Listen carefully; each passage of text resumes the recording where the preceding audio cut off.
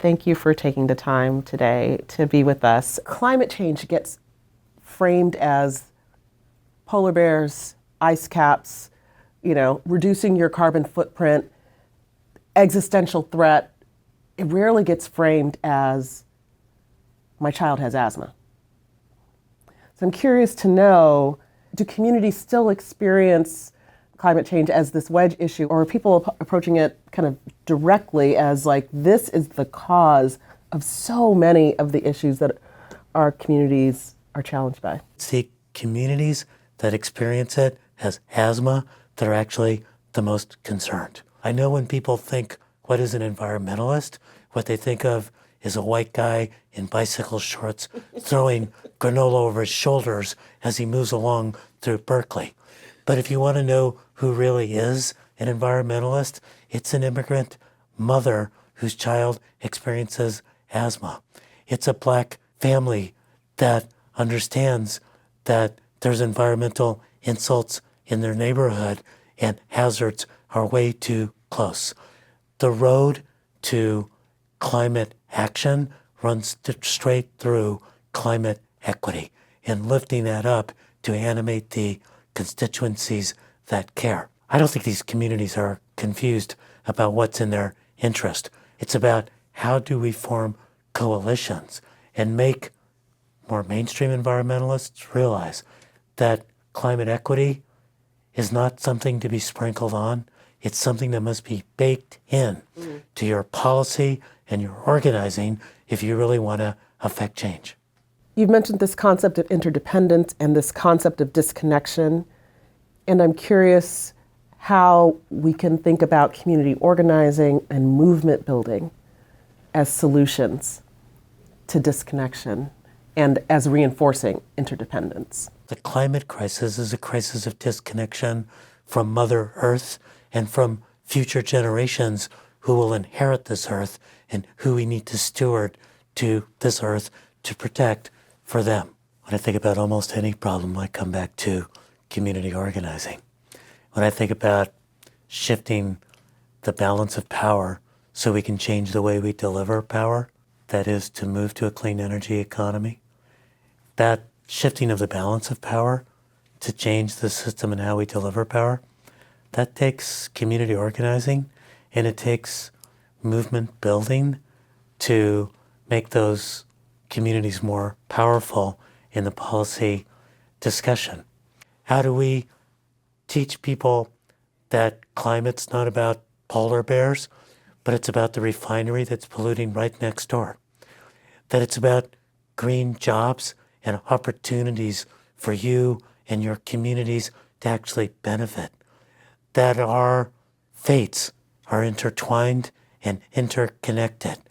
And the practice of community organizing, the strategies of movement building help us do that. So what advice do you have for philanthropies today as they think about solving the climate crisis, addressing the real life challenges that people face in their lives every day, and also kind of solving for the sense of disconnection? You know, the biggest thing I've learned in my academic career is to listen, to get close to community organizers who have brilliant ideas, and to listen hard to what they're talking about, what concerns them, and what strategies they're thinking about. When I think about the audience that I have in mind, I always think about my dad, who had a 6th grade education, but was the smartest guy I ever met. And I asked myself the question, am I explaining things in a way that he would understand? Because I know he's smart enough. He just might not have all the fancy words. And how is it that philanthropy cannot get so caught up in the latest rhetoric and instead figure out how to explain things plainly? The other advice I'd give to philanthropy is that it is important to think. I often tell people that one adage ought to be, don't just do something, sit there. We shouldn't just frantically respond, but you should act after a while. You know, you think about what you can bring. You develop hunches, and then you make some bets. And how do we make those bets on people, on institutions, on community organizations without perfect information, without analysis paralysis, to say, this is the moment to be clear, this is the moment to have courage, this is the moment to make a bet. I will tell you that your words give me hope. I think as a foundation, which is trying to work quickly, work at the speed of the challenge of the problems that we face, and yet work responsibly. That is a dynamic tension that we're always navigating. We don't have time for big words and big philanthropic, Let's get to the business. And also recognize that if there's any place we're going to spend extra time, it's going to be in communities, listening to people, because that's where you develop the trust. I think one thing, weirdly enough, that gives me hope is a quote. Now, I know that to say this is my favorite quote, I should be quoting Nelson Mandela or Martin Luther King or Cesar Chavez, but I'm going to quote Lord John Maynard Keynes, famous economist who, toward the end of his career, was giving a speech. And at the end of the speech, a young man came up to him and said, with the smugness that young academics can have, Lord Keynes, there's something you said in your speech that contradicts something that you wrote 20 years ago. And Lord Keynes looked at the young man and said, well, when I'm wrong, I change my mind. What do you do?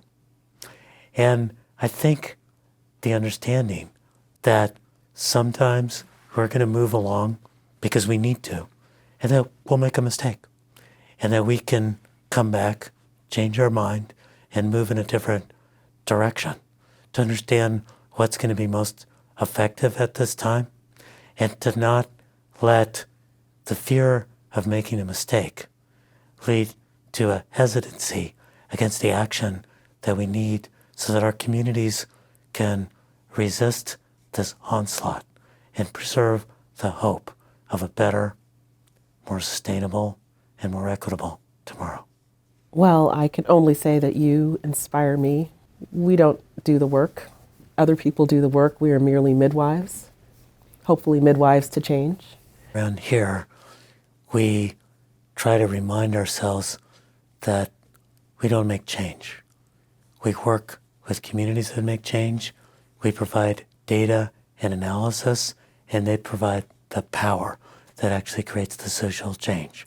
So knowing what part of the ecosystem philanthropy sits in, data and research sits in, and how we serve these heroes at the front lines helps keep it real. Let's keep it real. Thank you.